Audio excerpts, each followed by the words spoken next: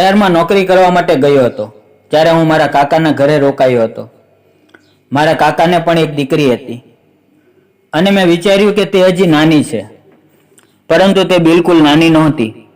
તે એટલી હોશિયાર હતી કે એક સાથે 2 છોકરાઓ સાથે ગામડામાંથી ખરેખર હું નોકરી કરવા માટે શહેરમાં આવ્યો હતો અને મારા કાકાના ઘરે રોકાયો હતો. મને શહેરમાં સારા પગારની નોકરી મળી ગઈ હતી.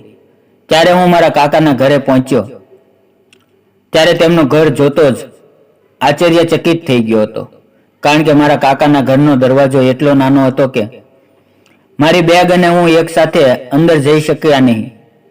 હું એ નાનકડા ઘરમાં રહેવાનો હતો. તે ઘરમાં રસોડા સિવાય એક બેડરૂમ હતો, તે પણ ઘણો નાનો. અમે ગામમાં મોટા મકાનમાં રહેતા હતા. હવે હું કામ માટે શહેરમાં આવ્યો હતો અને મારા કાકાના ઘરે રહેવા આવ્યો હતો. મારા કાકાના ઘરે કાકી અને તેની એક દીકરી હતી. કાકા ગામમાં બધાને કહેતા હતા કે શહેરમાં તેને મોટું ઘર છે અને હું મારી આંખોથી એ ઘર પણ જોઈ રહ્યો હતો. મારા કાકાની દીકરીનું નામ પાયલ હતું. પાયલ મારા માટે પાણીનો ગ્લાસ લઈને આવી ત્યારે હું માત્ર તેની સામે જોતો રહી ગયો. જ્યારે તે 5 વર્ષની હતી ત્યારે જોઈ હતી, પરંતુ હવે તે 100 વર્ષની થઈ ગઈ હતી અને હવે તે વધુ સુંદર અને આકર્ષક લાગી રહી હતી. અને પછી કાકી મારા માટે નાસ્તો બનાવવા લાગી. કાકી મને મળીને ખૂબ જ ખુશ થઈ ગયા. મેં ઘરે રહેવા માટે દર મહિને કાકાને 5000 આપવાનું શરૂ કર્યું. તેથી કાકી અને કાકાને મારા રહેવામાં કોઈ વાંધો નહોતો. મારો આટલો સારો પગાર હતો. મારી માં કહેતી હતી કે તું કુંવારા છોકરાઓની વચ્ચે રહીને બગડી જઈશ. તેથી હું મારી માતાની સલાહ પર મારા કાકાના ઘરે રોકાયો. જ્યારે હું પાયલને મળ્યો ત્યારે પાયલ મારી સામે ખૂબ જ વિચિત્ર નજરે જોઈ રહી હતી. કાકાના ઘરે એક રૂમ હતો, પણ કાકા કાકી હોલમાં સૂતા હતા. મેં કહ્યું કે મારે પોતાનો અલગ રૂમ જોઈએ છે, કારણ કે હું ક્યારેક મોડે સુધી કામ કરું છું. પછી કાકાએ કહ્યું કે તું પાયલના રૂમને પોતાનો જ રૂમ સમજ. પાયલ 2 દિવસ બહાર સેટ થઈ જશે. અને હું 2 દિવસ પાયલના રૂમમાં સૂઈ ગયો. પણ 2 દિવસ પછી પાયલ તેના રૂમમાં પાછી આવી ગઈ. મારે 15 દિવસ થયા હતા. પછી મેં મારા કાકાના ઘરને મારું ઘર માનીને વસ્તુઓ ખરીદી અને કાકાના ઘરે લાવ્યો. પાયલ માટે ડ્રેસ લીધો અને મારા કાકા માટે કપડાં અને કાકી માટે સાડી અને ખાવાની વસ્તુઓ પણ લાવ્યો. એ બધું જોઈને તે બહુ ખુશ થઈ ગયા. પાયલ હવે હસતી હતી અને મારી સાથે વાત કરતી હતી. એક દિવસ મારો હાથ પકડીને તે રૂમમાં લઈ ગઈ. મેં પાયલને કહ્યું, પાયલ તું શું કરા છો? તે તારા માતા પિતા છે. આ સમય દરમિયાન મોજ કરવી યોગ્ય નથી. પાયલને તેના માતા પિતા સામે આ રીતે જોઈને મને થોડો ગુસ્સો આવ્યો, પણ તેણે મારી પાસે માફી માંગી અને કહ્યું કે કોઈને કહેતો નહીં. આજ પછી હું આવું નહીં કરું.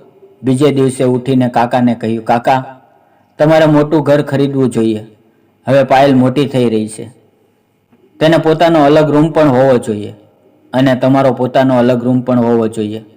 તો કાકા સાથે વાત કરતી વખતે મારા ફોન પર મેં મારી માનો કોલ રિસીવ કર્યો. ત્યારે મારી માં કહે છે કે તને એક છોકરીનો ફોટો મોકલ્યો છે. મને જોઈને કહે તને કેવી લાગી છે? મેં કહ્યું, માં મને છોકરીઓનો ફોટો ગમ્યો છે. આ સાંભળી મારા માતા ખુશ થઈ ગઈ. મારી માતાની પસંદગી મારી પસંદગી હતી. મારી માતાએ તરત જ આગામી ફાગણ મહિનામાં મારા લગ્ન કરવાનું નક્કી કર્યું. લગ્નના થોડા દિવસોની રજાઓ પછી હું નોકરી માટે શહેરમાં પાછો આવ્યો. ત્યારે મારી માતાએ કહ્યું કે તારી પત્નીને થોડા દિવસ સાથે લઈ જા. હું મારી પત્નીને પોતાની સાથે શહેરમાં લાવ્યો. પહેલાં હું શહેરમાં મારા કાકાના ઘરે રહેતો હતો, તેથી જ હું મારા કાકાના ઘરે જ આવ્યો. હું મારી પત્ની સાથે મારા કાકાના ઘરે આવ્યો ત્યારે પાયલનો રૂમ અમારો બની ગયો. તે તેના માતા પિતા સાથે હોલમાં સૂતી હતી. 3 દિવસ થઈ ગયા હતા. આ 3 દિવસ પછી અચાનક રાત્રે જ્યારે અમે સૂતા હતા ત્યારે મેં પાયલને મારા રૂમની બારીમાંથી જોઈ ને હું તરત જ પલંગ ઉપરથી ઊભો થઈ ગયો. મને ઊભો થતો જોઈ પાયલ તરત જ બારીમાંથી દૂર ખસી ગઈ. પછી હું વિચારવા લાગ્યો, જો સુનીતાને આ શહેરનું વાતાવરણ ગમશે તો હું મારા કાકાનું ઘર ખાલી કરી દઈશ અને તરત જ આવતા મહિને હું એક અલગ રૂમ શોધી લઈશ. પણ 10મા દિવસે સુનીતાએ કહ્યું કે હું અહીંયા લાંબો સમય નહીં રહી શકું. મને ગામડામાં રહેવાની આદત છે. મારે તો ગામડામાં રહેવું છે અને હું સાસુ સસરાની સેવા કરીશ. પછી હું અહીં કાકીના ઘરે રહેવા લાગ્યો. મિત્રો, આજની વાર્તામાં તમને કેવી લાગી તે જરૂર જણાવજો. ફરી મળીશું નવા વિડીયોમાં. ત્યાં સુધી આવજો. વિડીયો પૂરો જોવા બદલ આપ સૌનો ધન્યવાદ મિત્રો.